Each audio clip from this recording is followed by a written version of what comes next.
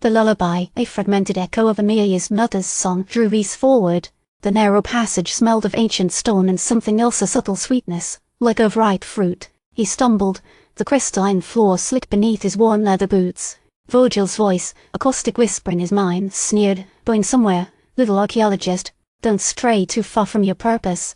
Some doors are best left unopened.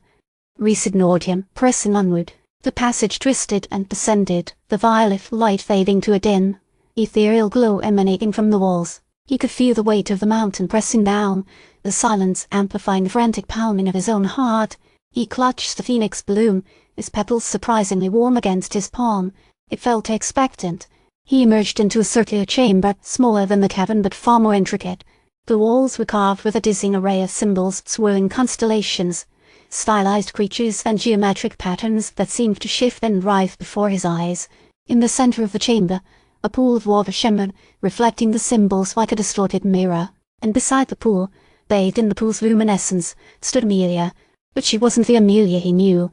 Her eyes were vacant, mirroring the violet light, and her movements were stiff, almost robotic. She didn't react to his presence, didn't even blink. Sir Vogel's voice dripped with mockery. "You found your precious Amelia. Quite the spectacle, wouldn't you say?" Rhys ignored him, approaching cautiously. "Amelia," he said softly, reaching out a hand. She didn't respond. Suddenly, a guttural growl echoed through the chamber.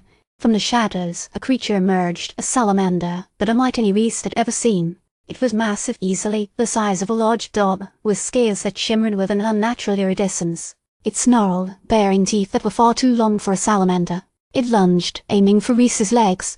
Without thinking, Rhys sidestepped the attack and, reacting purely on instinct, scooped up a handful of water from the pool and splashed it towards the creature. The salamander shrieked, recoiling from the water.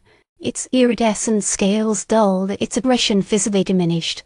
It whimpered, then retreated back into the shadows, disappearing into the darkness. Vogel's voice was laced with surprise. What did you do?" Rhys didn't answer. He looked back at Amelia, a glimmer of hope flickering in his chest. The act of compassion, the instinctive desire to protect, had disrupted something. A subtle shift occurred in Amelia's eyes, a brief flicker of recognition.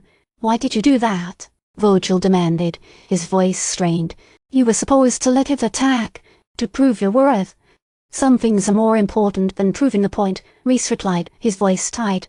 As he spoke, another vision slammed into his mind.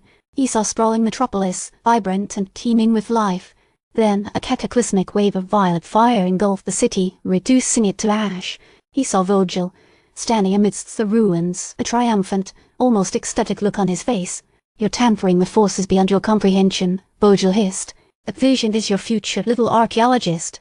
Accept it. Embrace it." Rhys shook his head, struggling to clear the images from his mind. "That's not my future. It's your asterisk future." He looked at Amelia then, a renewed determination hardening his gaze. "I won't let you do this." Suddenly, a resonant voice, vast and ancient, filled the chamber, eclipsing even Vogel's mental assault. It wasn't a voice Rhys could pinpoint. It seemed to emanate from the very stone around him. "Prove it," the voice declared, echoing with an almost unbearable weight. "Prove you are worthy of her. Prove you are worthy of this world." The chamber plunged into absolute silence. Vogel's mocking laughter abruptly ceased. The weight of expectation pressed down on Rhys, almost crushing him. He looked at Amelia, her vacant eyes reflecting the violet light, and knew that his true test had only just begun.